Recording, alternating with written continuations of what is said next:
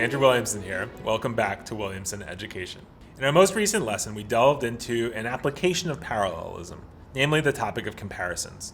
And we learned that when you compare items in English language sentences, it is almost as though you are creating a list of items to compare. Whenever we create lists, of course, we are building parallel structures with items that need to match each other. If you start your list with nouns, you must continue with nouns. If you start your list with verbs, you must continue with verbs. And if you use a clause to structure a comparison in English, then you must complete your comparative list with another clause. That means you will likely need to use subject case pronouns to structure your comparative clauses, as we discussed in the last lesson. Today, I would like to go a bit deeper into a topic that might require a bit more explanation. In our most recent lesson, I introduced the notion of comparable items. That is to say, we discussed the idea that the things you compare to each other in English language sentences need to be comparable. They need to be similar enough in quality that you can actually compare them. In English, there is an idiom we often use. You have to compare apples to apples. This idiom means that you're comparing two items that are similar enough that they may be classified in the same group. Or, as an alternative, you might say that it's like comparing apples and oranges. This second idiom is the opposite of the first. It means that you are trying to liken two things that are not in the same category. Now, in reality, from a grammatical perspective, you can actually compare apples and oranges. They are both fruits. You might say, for instance, that apples are sweeter than oranges. This is an appropriate comparison because apples and oranges are in fact comparable to each other. They're comparable nouns. But often, comparative sentences attempt to compare things that are not, in fact, comparable to each other. What do I mean by that? Let me give you an example sentence. The number of people living in the United States is greater than France. Sounds like a pretty good comparison, right? Wrong. We have to look very carefully at what items we are comparing here. What are those items of comparison? It might seem that the items are the United States and France, but that is not correct. It's easy to see at the beginning of the sentence that the first item of comparison is actually not the United States. Actually, the first item of comparison is the number of people living in the United States. It's actually the number, that is, the first thing being compared. And the second, that item would come after the word than near the end of the sentence and is clearly the country France. So, what are we actually comparing here? We're comparing, in the first case, a number of people, and in the second case, a country. These two items are not comparable nouns. One is a number, and the other is a geographical place. They are not similar enough items to be compared. Moreover, the author of this sentence likely did not mean to compare a number to a country, so we need to restructure our sentence to reflect that different meaning that the author intends to convey.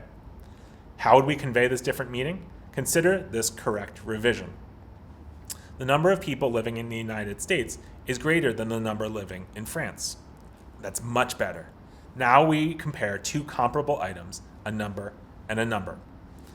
Let's look at another incorrect comparison to see how this idea might work out. Here's my second example. The wines of Burgundy tend to be more expensive than Bordeaux. What are my items of comparison in this incorrect sentence? Here, I am comparing the wines of Burgundy to Bordeaux. That would be comparing a wine to a geographical place. The comparison is faulty because wines and places are not comparable items. They're both nouns, but they're not comparable. That's why the rules of comparisons involve a heightened form of the rules of parallelism. It's not enough for nouns to be compared to nouns. The nouns also need to be comparable. One way to correct the sentence would be to revise just as we did in the previous example. The wines of Burgundy tend to be more expensive than the wines of Bordeaux. That's a perfectly acceptable revision. But there's another, even more elegant way of going about the correction. This revision involves using the phrase those of to replace the wines of. Let's look at the revision in practice. The wines of Burgundy tend to be more expensive than those of Bordeaux. See what I've done there? I've used the phrase those of to refer back to and replace the wines of from the first half of the sentence. That change produces a cleaner, more streamlined sentence that avoids repetition. I've used the phrase those of because the noun that I'm replacing is a plural noun, wines. In cases when the noun you are replacing is a singular noun, you should elect to use the phrase that of. Let me show you what I mean. Here is another comparative sentence with an error. The nose of a liar is longer than a truth teller. Here, what are we comparing? What are the items of comparison? We have the nose of the liar first and the truth teller second. That's a faulty comparison because we are comparing a nose to a person. that comparison doesn't work. We need to revise. And let's revise using the phrase that of. Here's what I mean. The nose of a liar is longer than that of a truth teller. Much better. The revision works because I've effectively replaced the nose from the first half of the sentence with that in the second. Now I am structuring my comparison correctly. These reflections in the last several lessons should help you to avoid some of the most common errors in the formation of comparatives using the rules of parallelism. The topic of comparatives really does draw on the knowledge we have obtained in so many different domains. You'll need to access all of your skills and rewatch earlier lessons in order to master this topic completely. Before we finish up on this last unit on parallelism and comparisons, I would like to say one word about the journey we have taken to this point. At the beginning, we were working on topics that most native English speakers understood intuitively and find quite straightforward. Now, however, we have entered a different terrain. The topic of correct parallel structure and correct comparative structure is one that I've seen even the savviest English speakers struggle to master. I often see errors in these areas in the New York Times and the Wall Street Journal, two of the most reputable newspapers in the English-speaking world and two of my personal favorites. If the editors of these esteemed institutions cannot master parallel structure, then how can you be expected to? I mention this point simply to come back to one of the key themes in the Spread the Word campaign, which is to have patience with yourself as you learn the ins and outs of English language grammar. It takes time and repetition to master these topics.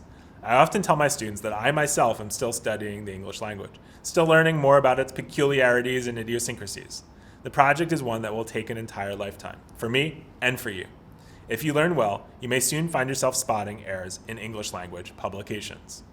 With these reflections in mind, in our next unit, we'll start bringing the Spread the Word campaign toward its conclusion with a set of lessons on advanced topics. I'll teach you more about prepositional phrases, about gerunds, about inverted subject-verb structures, and about the difference between who and whom. We'll start rounding out the program as we come into the final quarter of our marathon here. Before you know it, we'll be entering our final lessons of the 52-week Spread the Word challenge. It's a pleasure to have you here with me on the campaign. I'll look forward to seeing you right back here next time for the next installment of Spread the Word.